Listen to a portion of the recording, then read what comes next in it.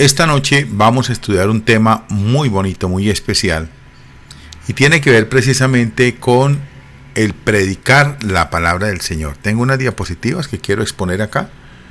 Si usted tiene la oportunidad de mirar la pantalla de su celular, le voy a estar proyectando las diapositivas. Estoy grabando el audio y de todas maneras se lo voy a enviar si quiere repasarlo. Y las diapositivas si las quiere usar también para una enseñanza o para aprender más. ¿Qué significa predicar a Cristo? Yo tengo aquí esta noche, por ejemplo, a mi hermana Nidia Sepúlveda. Ella está dando los primeros inicios en el ministerio del servicio en las calles, de predicar la palabra, y está aprendiendo, está iniciando apenas sus estudios de cómo hacer para hablar de Cristo, de cómo hacer para predicar la palabra, para salir a las calles, para enfrentar a personas que le van a estar haciendo preguntas. Y yo supongo que algunos de ustedes también están en el mismo plan, de comenzar un ministerio, de empezar, porque es un deber de todo creyente, no es únicamente labor del pastor, que es el que tiene que predicar. Que vamos entonces a mirar qué significa predicar, qué es lo que en realidad significa predicar. Entonces comienzo. Cuando son las 7:36 ya, creo que hay un margen de 6 minutos suficiente como para que las personas interesadas en la clase se conecten. Y la propuesta es que usted se mantenga. Aguante hasta el final de la clase porque está bonita. Bien, ¿qué significa predicar? ¿Qué significa predicar o anunciar? La palabra que Pablo usa cuando declara a quién anunciamos indica una declaración oficial y autoritativa a ser proclamada o anunciada por medio de la predicación. Es decir, predicar significa literalmente dar a conocer, decir afuera, comunicar o proclamar presentando un mensaje a viva voz en público. Es decir, que predicar no es necesariamente hablar del evangelio, hablar de religión, porque predicar también se puede predicar la doctrina, por ejemplo, la doctrina castrense, que tiene que ver con las fuerzas militares. Por ejemplo, la doctrina del Che Guevara. Por ejemplo, la doctrina de Mao Zedong, de Karl Marx. Entonces, predicar significa dar a conocer, pero en el ámbito cristiano es dar a conocer precisamente el evangelio del Señor Jesucristo, el plan de salvación. Eso es lo que realmente es predicar la palabra del Señor. Bien, casi podemos describirla como un término técnico que algunos usan en la actualidad para referirse a la predicación evangelizadora, la predicación que presenta claramente el evangelio a los que nunca han tenido un encuentro con Cristo en toda su plenitud salvadora. Es decir, lo que nosotros vamos a estar estudiando esta noche es qué es lo que predicamos, a quién predicamos, qué es la predicación, qué es lo que espera la gente de nosotros que les prediquemos. Aquí está diciendo la enseñanza que es para los que nunca han tenido un encuentro con Cristo. Usted dirá entonces, bueno, esta clase a mí no me sirve para nada porque yo ya tuve un encuentro con Cristo. No, a lo que yo me refiero es que usted debe aprender cómo transmitir precisamente, o lo que tiene que transmitir, y los errores que se cometen en transmitir el evangelio, porque se cometen muchos errores. Por ejemplo, el día domingo, cuando estuvimos allí en la actividad con los habitantes de la calle, había una persona orando por micrófono y estaba orando en lenguas. Ahora yo pregunto, ¿será que los habitantes de calle que no conocen a Cristo, que nunca han tenido un encuentro con el Señor, que están más bien tomados de la mano del diablo, les interesará escuchar a una persona hablando en lenguas espirituales? Cuando el apóstol San Pablo claramente dice que si va a hablar en lenguas, se asegure que haya un intérprete, o que mejor se quede callada la persona. Pero como se trata es de figurar, como se trata es de mostrar, se trata es de que las personas opinen que somos muy espirituales, entonces no les importa nada, no les importa exhibirse, no les importa aparentar y aparecer como las grandes personas espirituales que son. Y ahí está el fariseo, precisamente mostrando los dientes a cambio de predicarle a una persona que Cristo le ama y Cristo le salva. Entonces son los errores que se cometen y que usted y yo en esta noche podemos aprender. Si usted abre su corazón para aprender, pues entonces va a recibir esta información. Pablo, cuando se trata de predicar la palabra, él lo toma seriamente, de una manera solemne y pública de la verdad que manda. Como apóstol de Jesucristo, él tenía el respaldo del Señor para hablar en su nombre. Entonces la pregunta surge aquí. Usted y yo, cuando hablamos de Jesucristo, tenemos el respaldo del Señor, el respaldo en hablar la verdad, el respaldo en tener un contacto con el Señor, el respaldo de ser lleno del Espíritu Santo, o sencillamente hablamos como loros del Señor.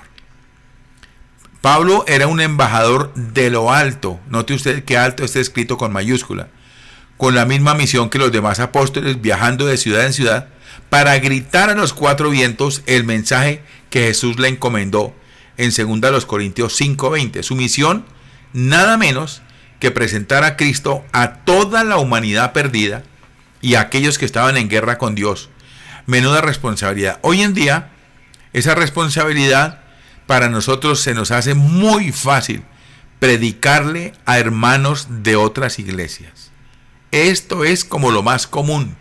Mandarle al hermanito, mandarle a la hermanita una estampa, un mensaje, presentándole a Jesucristo, hablándole que el salmo tal y hablándole que el otro salmo tal, pero a los perdidos, al borracho, al impío, al familiar que está perdido, resulta que no nos metemos con él porque nos da miedo. Segunda a los Corintios 5:20 dice así: así que somos embajadores en el nombre de Cristo, como si Dios rogase por medio de nosotros, os rogamos en nombre de Cristo, reconciliados con Dios. Entonces, la responsabilidad de Pablo y ahora la responsabilidad de nosotros, los que estamos aquí en esta noche, quienes pertenecemos a la iglesia del Señor, es presentar al Señor Jesucristo por donde quiera que vayamos. Pablo, viajando por todo el imperio romano, proclamaba a todos lo que Jesús, por medio de su muerte sacrificial, había hecho para procurar la paz con un Dios ofendido, dando a conocer los términos personales de la reconciliación con este soberano santo, justo y de toda gracia. Pablo y sus compañeros en el ministerio no se limitaban a balbucear sus palabras a unos pocos. Y aquí, en cada lámina que estamos pasando, debemos ir reflexionando nosotros, no la persona que no vino esta noche, no, ese déjelo quieto. Somos nosotros, porque esa es otra cosa que tenemos por costumbre. Ay, pastor, lo que usted predicó le hubiera caído a mi prima, pero le había caído como anillo al dedo. Lástima que no está conectada. No, el Espíritu Santo le está hablando a usted, directamente, y a mí, por supuesto. Entonces, ese procurar predicar a Jesús de la manera correcta, poniéndolo como el pecador en la cruz del Calvario, suplantándonos a nosotros quienes deberíamos estar allí. Lo que Pablo hacía junto con sus compañeros era predicar directamente al Señor como un embajador. Ahora, no reunían solo a un grupo de personas para una pequeña conversación sobre el Evangelio, aunque esta tarea no necesariamente requiere un gentío a fin de cumplir su cometido. Ellos no.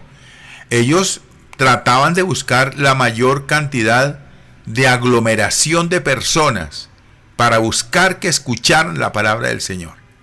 Y esto nos cuestiona a nosotros realmente si hacemos la labor como el Señor le estaba indicando a Pablo que le hiciera y esta noche a nosotros. Esto no era una simple conversación, ni siquiera principalmente un diálogo o debate público, aunque tanto la conversación y el debate eran indiscutiblemente armas en el arsenal apostólico. Es decir, ellos, los apóstoles, comenzaban una conversación, un debate público, un diálogo, de modo que pudieran entrar en la conversación y ahí mismo predicar a Cristo. En cambio, Pablo se refiere aquí a cómo él y sus consiervos, dependiendo, por favor escuche bien y note que lo escribí en morado, dependiendo de Dios el Espíritu Santo, anunciaban valientemente y sin temor el mensaje del único Salvador de pecadores, Jesucristo nuestro Señor. ¿Cómo era que iban Pablo y sus compañeros predicando la palabra? Dependían del Espíritu Santo. En una ocasión, ellos quisieron ir a Asia y el Señor les dijo por el Espíritu Santo: no, señores, no es a Asia que ustedes tienen que ir. Es a Macedonia. A Asia déjenlo quieto, porque en Macedonia hay personas que los están esperando. Asia todavía no es el tiempo. Pero si ellos estaban sensibles a la voz del Espíritu Santo, pues lógicamente iban a atender.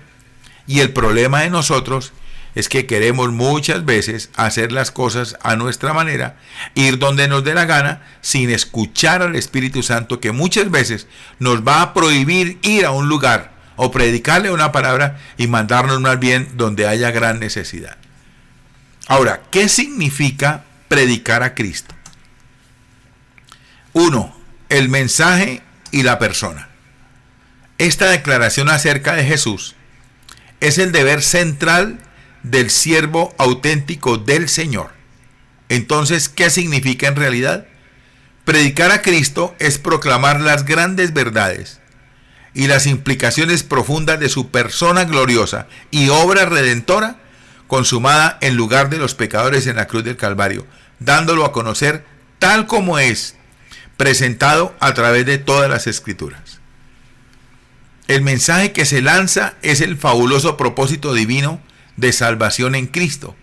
Pablo y sus leales seguidores no andaban proclamando un simple menú de reglas ni charlas sin sentido de herejes despistados. No, señor, no estaban vendiendo una filosofía barata, ni haciendo campaña política, ni promoviendo el poder del pensar bonito.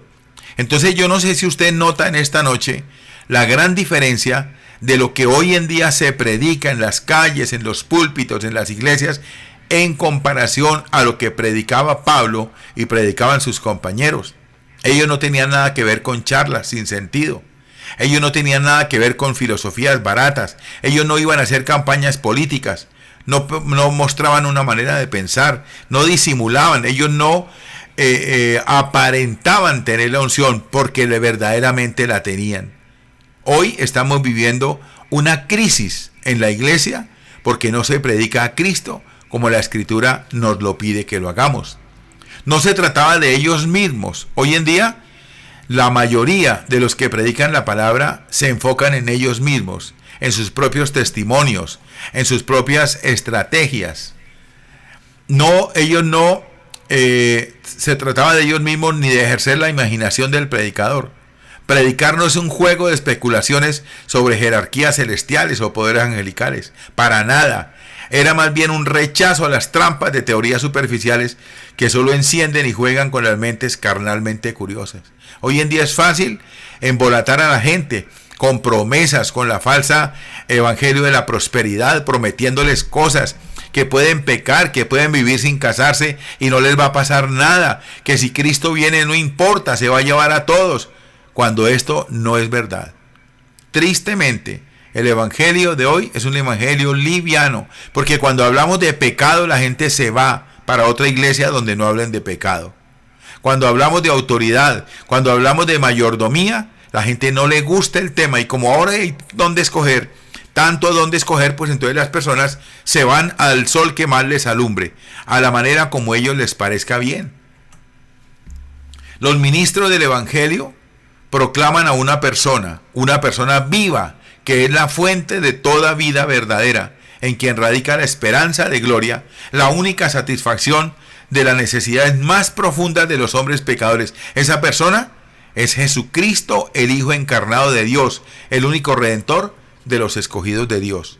Es decir, que la predicación de la palabra, que el testimonio de vida, que todo lo que nosotros hagamos al hablarle a una persona que no conoce a Cristo es enseñar la persona de Jesucristo, su obra redentora. Pero si no conocemos cuál fue la obra redentora, si desconocemos completamente cuál fue el cumplimiento de la promesa, qué se hizo en la cruz del Calvario, pues entonces ¿de qué vamos a predicar? Por eso se echa mano más bien de cuentos, de historias, de testimonios, de aventuras, de parábolas, pero no se predica el centro, que es el Señor Jesucristo. No se está predicando.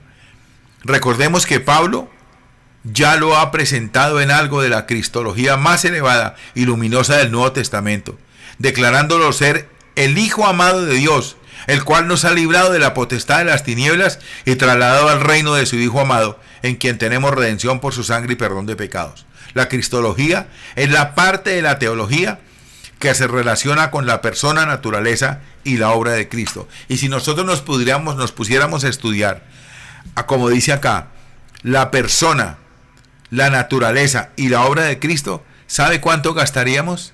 Gastaríamos más de un año tratando de identificar la persona, la naturaleza y la obra de Cristo, y no descubriríamos ni un 10% de lo que realmente tiene que ver con la persona de Cristo.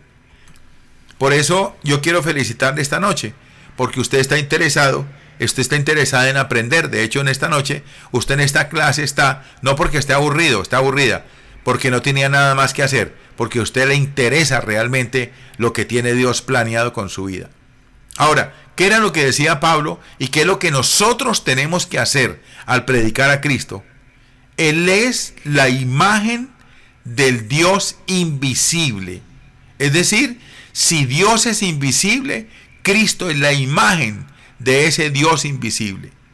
El primogénito de toda creación, porque en Él fueron creadas todas las cosas. ¿En quién? En Cristo. Las que hay en los cielos y las que hay en la tierra, visibles e invisibles, sean tronos, dominios, principados, potestades. Todo fue creado por Él y para Él. ¿Para quién? Para Cristo, la imagen del Dios invisible. Todo fue creado por medio de Él y para Él. Y Él es antes de todas las cosas, y todas las cosas en Él subsisten. Y Él es cabeza del cuerpo, que es la iglesia, el que es el principio, el primogénito de entre los muertos, para que en todo tenga la preeminencia. Ahora, si nosotros aprendemos esta diapositiva anterior y esta presente, estamos diciendo una gran verdad y tenemos suficiente material, óigame bien, para poder enseñar. Solamente con estos dos versículos, cuando nosotros entendamos que el Señor Jesucristo es la imagen del Dios invisible, vamos a poder hablarle a las personas de Cristo como el verdadero Dios de la creación. Cuando nosotros hablemos a la gente que todo lo que fue creado no fue producto de una explosión, de un gusanito que decidió no ser más gusanito, sino que fueron creadas realmente con inteligencia y con sabiduría, con determinación, la separación de la luz de las tinieblas, de las aguas de la tierra, los grandes monstruos marinos, los peces del mar, las aves del cielo, la tierra, las plantas, los animales, el hombre. Cuando nosotros expliquemos a la gente, estamos explicando la obra de Cristo aquí en la tierra. Entonces, qué importante es que nosotros entendamos que también Él es la cabeza de la iglesia. Nosotros somos la iglesia y Él es nuestra cabeza. Él es el principio, el primogénito de entre los muertos, porque así como nosotros un día también moriremos, así como Él resucitó, Él también nos va a resucitar. Pero tenemos que aprendernos todas estas cosas, interiorizarlas, hablar con el Padre y preguntarle, y leer la Biblia, y tener varias versiones bíblicas, y escudriñar. Ahí están los celulares, ahí está la inteligencia artificial, ahí hay una cantidad de programas donde podemos investigar. Por cuanto agradó al Padre que en Él habitara toda plenitud, y por medio de Él reconciliar consigo todas las cosas, así las que están en la tierra como en las que están en los cielos. Bueno, ¿qué pasa cuando viene un testigo de Jehová a la puerta de la casa y nos timbran? Ayer llegó uno. ¿Qué le vamos a decir? Esa persona, uno le va a decir, mire caballero, yo ya tengo acá Biblia. Él le va a decir, sí, pero es que yo le quiero dejar aquí, es un instructivo de cómo estudiar la Biblia. Y si usted le abre la puerta del diálogo a una persona de esas, que con muy buena intención vienen a nuestra casa, porque ellos no vienen ni a robar, ellos no vienen, no. Lo único es que usted le puede preguntar, amigo, discúlpeme, ¿para usted Jesucristo es Dios? Esa persona le va a decir no, porque para ellos Jesucristo no es Dios. Jesucristo sigue siendo un profeta. Entonces yo les digo, ya que usted tiene Biblia y ya que usted me está tratando de entregar un manual de leer la Biblia, comience por leerse Colosenses 1:19, donde dice: por cuanto agradó al Padre que en él habitara toda la plenitud de la deidad, y por medio de él reconciliar consigo todas las cosas. Es decir, la Biblia nos enseña que Jesús es Dios. Allá, cuando el siervo sanado se arrodilló para adorarlo, él lo permitió. Si no hubiera sido así, no hubiera permitido la adoración. Entonces, ¿cómo vamos a contrarrestar un testigo de Jehová? ¿Cómo vamos a contrarrestar un adventista que dice que la salvación está por bautizarse?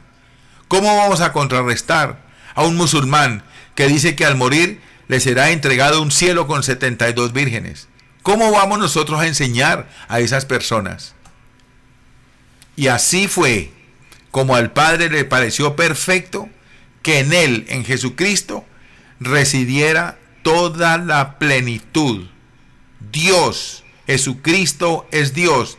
Por medio de él se reconcilian todas las cosas, desde las que pasean por la tierra hasta las que flotan en los cielos, y esto es una maravilla. Ahora, este Jesús y nadie más es la cabeza de la primera creación y la cabeza de la nueva creación. Vamos a leer Colosenses 1, 15 y 16. Colosenses 1, 15 y 16. Dice así: Él es la imagen del Dios invisible, el primogénito de toda creación, porque en Él fueron creadas todas las cosas, las que hay en los cielos y las que hay en la tierra, visibles e invisibles, sean tronos, sean dominios, sean principados, sean potestades. Todo fue creado por medio de Él y para Él. Debemos aprender lo que el Señor nos está hablando hoy, que toda lengua, toda tribu, toda nación debe escuchar este mensaje, y es su esperanza de gloria, es la suma de la sustancia del mensaje proclamado. Segundo, una diferencia. Esta cuestión revela la diferencia crucial entre un verdadero siervo de Jesucristo y uno falso. Esta norma es absoluta y no es menos importante en nuestra época de lo que fue en tiempos de Pablo.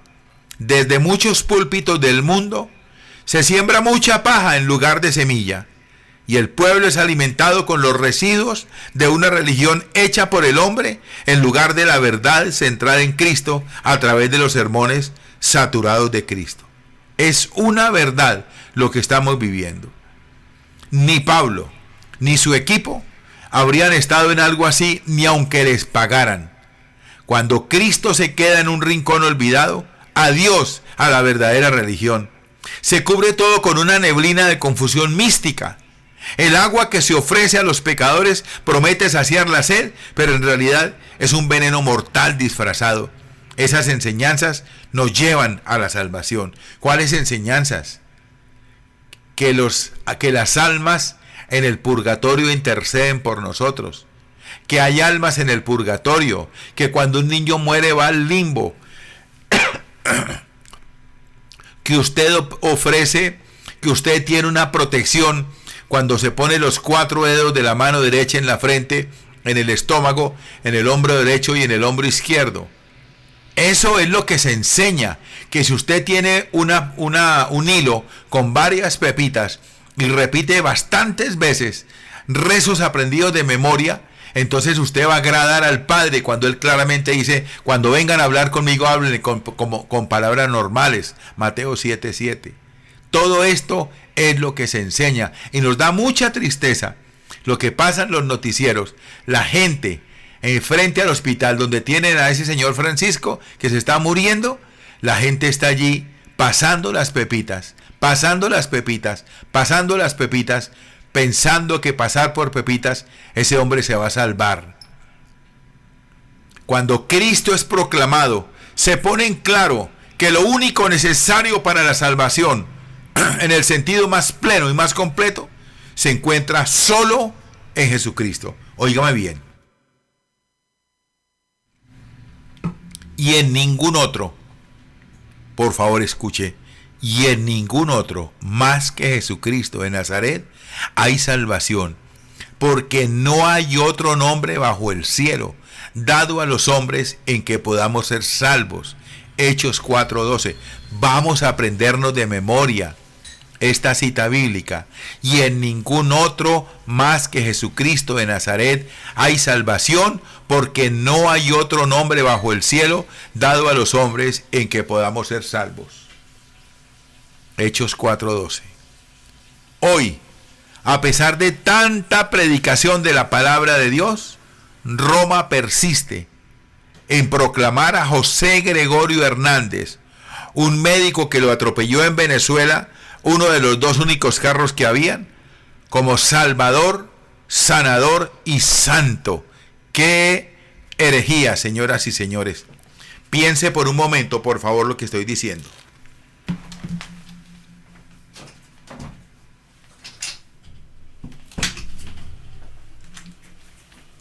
Estamos en el siglo XXI.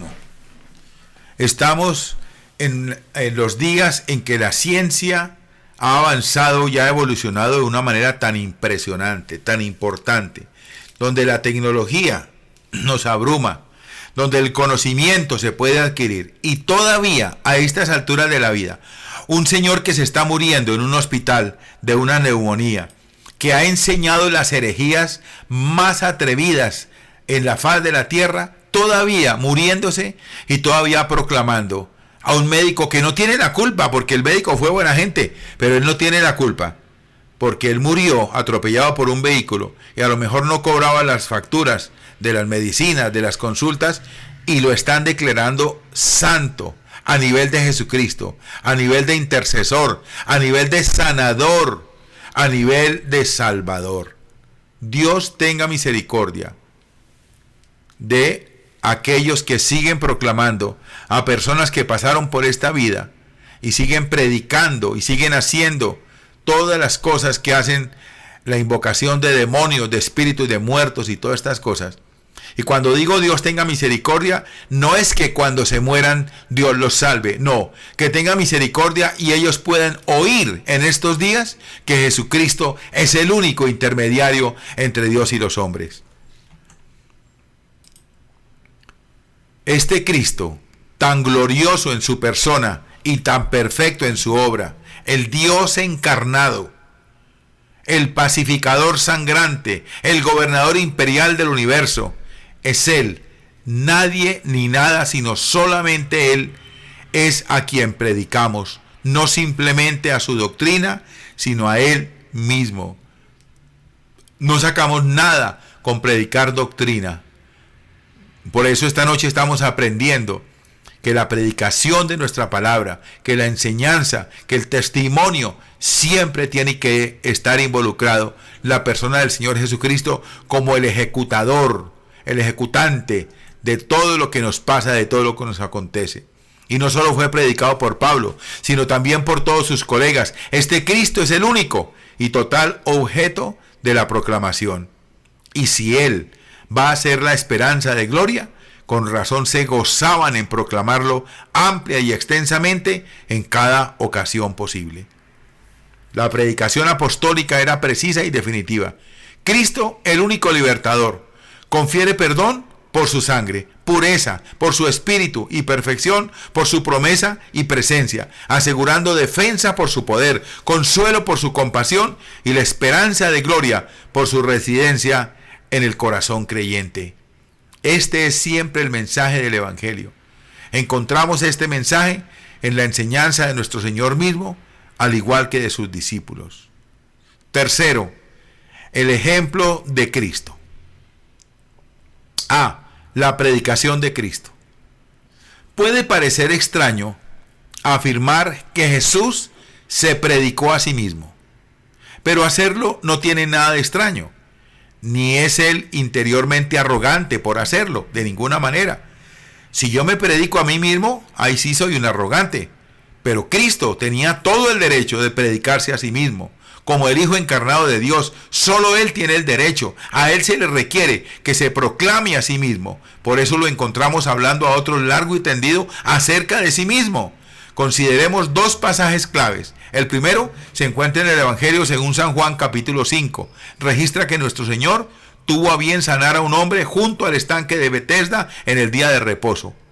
Esto generó un antagonismo, es decir, una reacción contraria y violenta, un acalorado debate entre los líderes religiosos de la época. Leemos que esta curación, ¿por qué esta curación y su consecuencia inmediata? Los judíos perseguían a Jesús y procuraban matarle porque hacía estas cosas en el día de reposo. Y Jesús les respondió: mi Padre hasta ahora trabaja y yo trabajo. ¿Estaba diciendo mentiras Jesús? No. Lo que pasa es que los judíos tenían velados los ojos y por eso no entendieron. Por esto los judíos aún más procuraban matarle, porque no solo quebrantaba el día de reposo, sino que decía también que Dios era su propio Padre, haciéndose igual a Dios.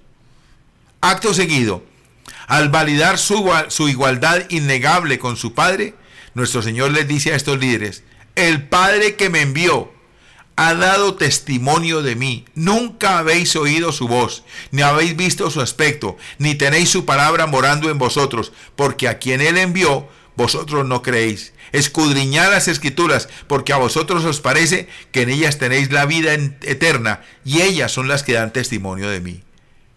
El Señor Jesús destaca la razón principal por la cual los líderes judíos no le respondían favorablemente.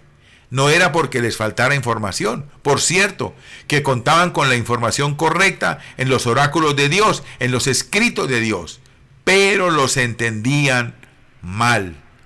Les dice que escudriñaban las Escrituras porque creían que en ellas tenían vida eterna, y dice nuestro Señor: estas Escrituras son las que dan testimonio de mí. Hacían algo correcto y necesario al leer sus Biblias.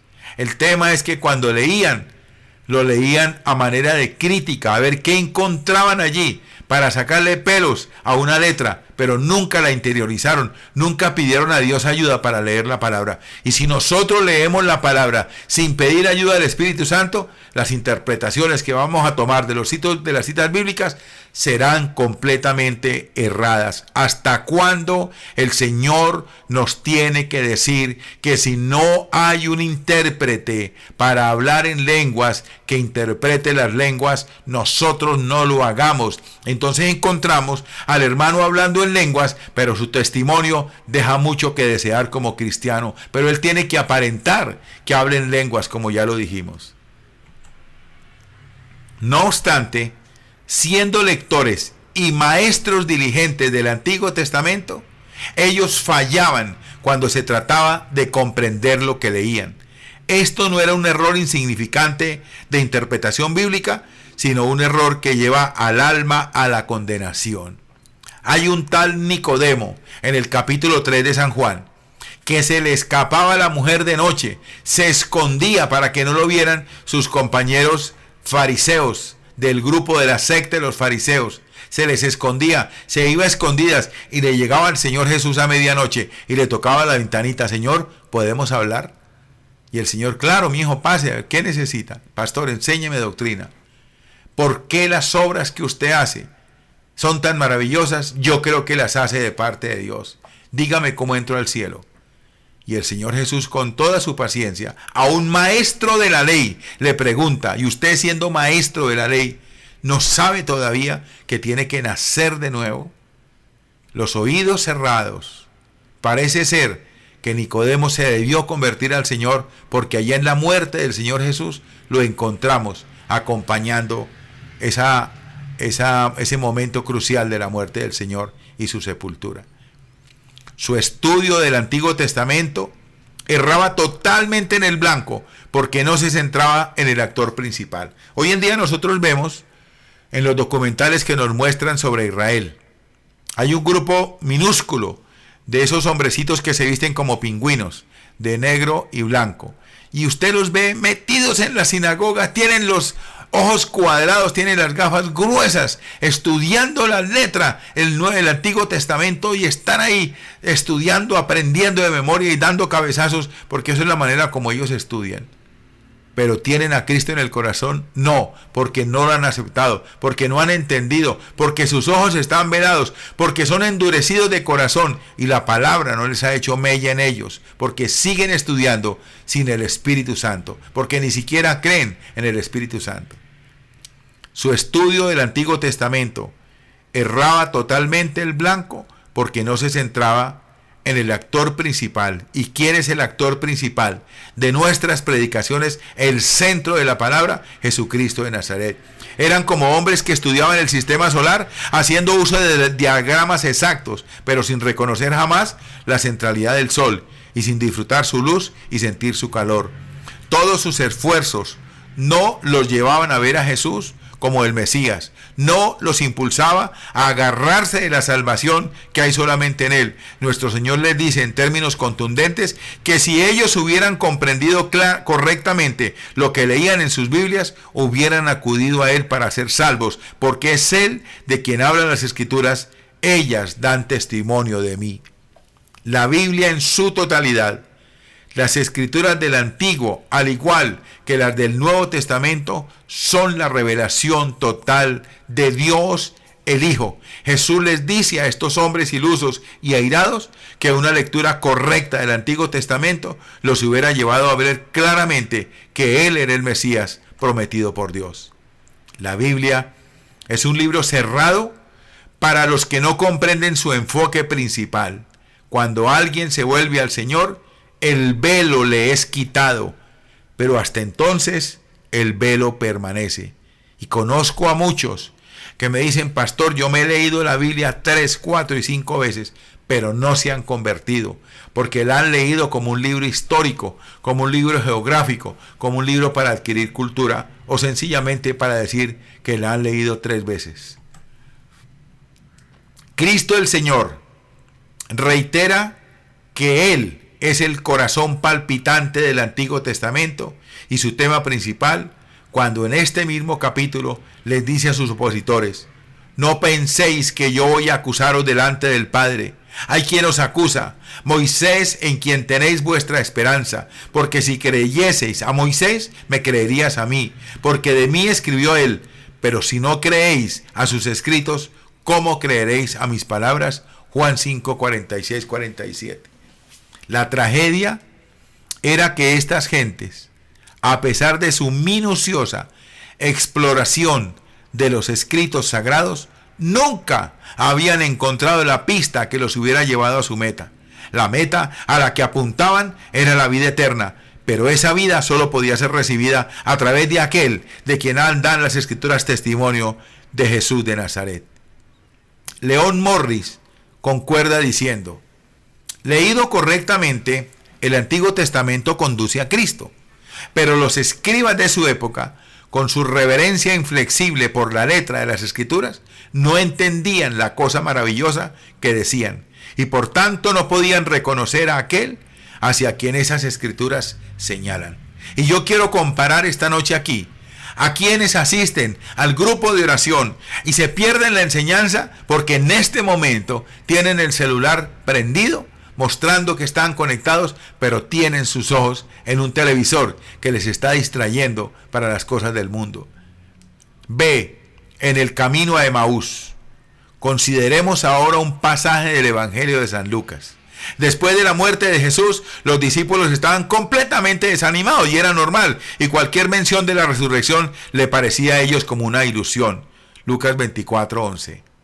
En el mismo día de la resurrección de Jesús, 2 discípulos caminaban a Emaús conversando de los recientes acontecimientos. Cuando éste se les unió en su caminata, con gentileza Jesús les preguntó de qué hablaban y por qué estaban tan tristes. Y Cleofás, uno de los discípulos, le hizo al Señor resucitado de los cielos y la tierra una de las preguntas más notables e involuntariamente irónicas de todas las Escrituras. ¿Eres tú el único forastero en Jerusalén, que no has sabido las cosas que en ella han acontecido en estos días? Podemos imaginarnos la expresión del rostro de Cristo al preguntar con gentileza: ¿y qué cosas? Los discípulos le explicaron que habían puesto sus esperanzas en aquel poderoso profeta Jesús de Nazaret. Sería él quien redimiría a Israel. Jesús había muerto, corría la voz de que había resucitado, que la tumba había sido revisada y estaba vacía. Pero de Jesús, ni rastros, no estaba por ahí. No sabían que quien caminaba junto a ellos era nadie más y nadie menos que el Dios muerto resucitado. Nuestro Señor los reprende mansamente y comienza a enseñarles sobre todo lo que había sucedido en Jerusalén en los últimos días. Oh insensatos y tardos de corazón para creer todo lo que los profetas han dicho. ¿No era necesario que el Cristo padeciera estas cosas y entrara en su gloria? Oiga bien, y comenzando desde Moisés y siguiendo por todos los profetas, les declaraba en todas las escrituras lo que de él decían.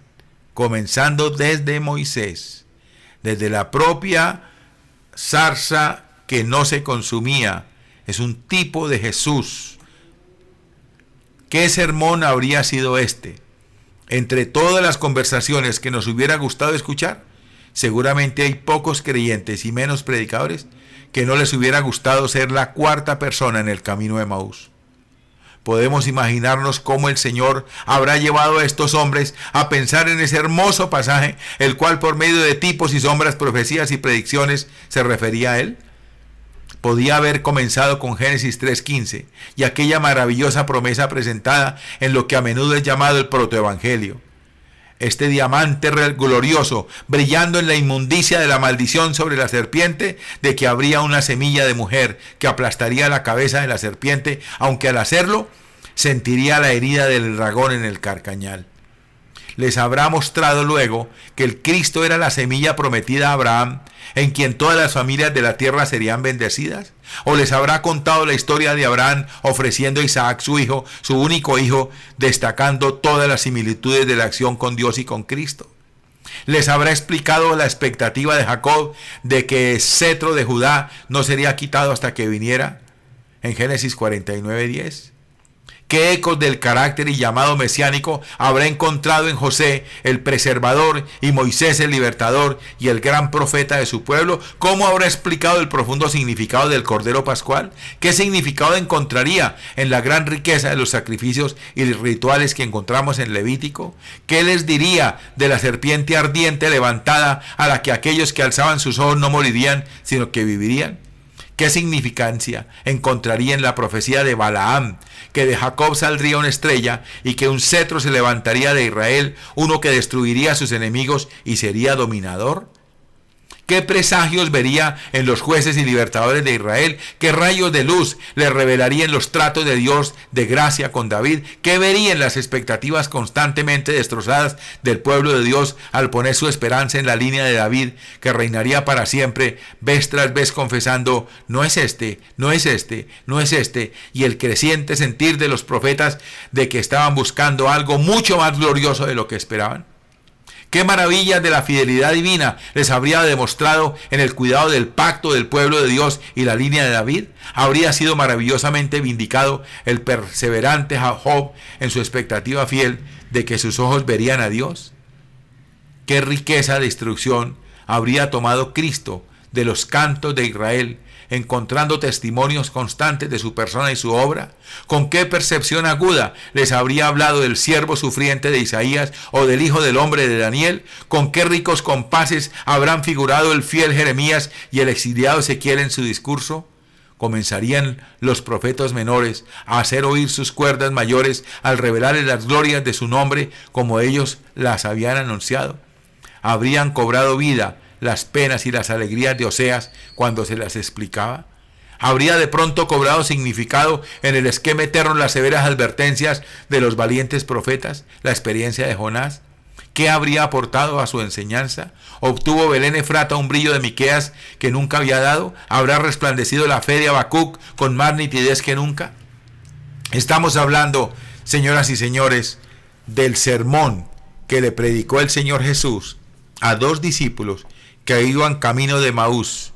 12 kilómetros hay entre Jerusalén y Emaús, y en esos 12 kilómetros, todo lo que estamos leyendo aquí le reveló el Señor Jesús, posiblemente a sus discípulos. Si vamos a predicar a Cristo, entonces tenemos que hacer lo que Cristo mismo hizo en esos 12 kilómetros, declarar todas las escrituras y mostrar cómo todas señalan a nuestro Salvador y se relacionan con Él.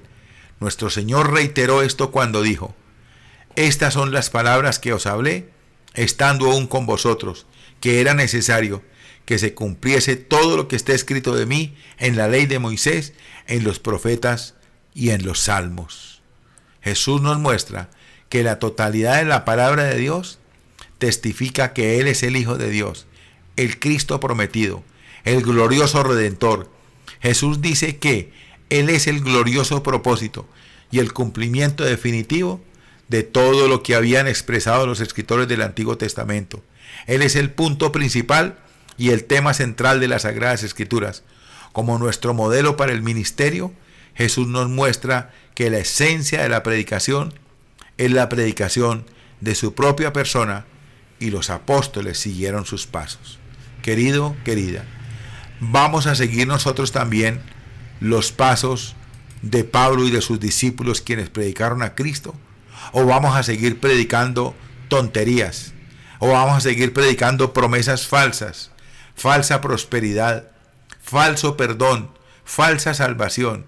Es lo que se predica hoy en día. Vamos a tomar conciencia esta noche de lo que Dios nos está enseñando a través de esta clase de doctrina, que si vamos a predicar, predicamos a Cristo, y que si lo vamos a predicar, lo primero que predicará será nuestro propio testimonio de vida, porque ¿cómo nos atreveríamos a hablar de Jesús si tenemos un guardado? Padre amado que estás en los cielos, quiero darte gracias de una manera muy especial esta noche, amado Rey, porque tú nos has traído una preciosa enseñanza. Dios de la gloria, atesoramos este momento espiritual tan especial, donde tu voz se ha dejado escuchar en medio de una congregación de 18 familias, amado Rey. Eterno Padre, gracias. Tu grandeza es incomparable, tu amor inigualable. Y esta noche, Señor, hemos recibido de ti la enseñanza, la instrucción de que si vamos a predicar al Cristo viviente, al resucitado, al Cristo que está en medio de nosotros, que se ha venido a vivir a nuestros corazones. Gracias, Señor, en Cristo Jesús. Amén y amén.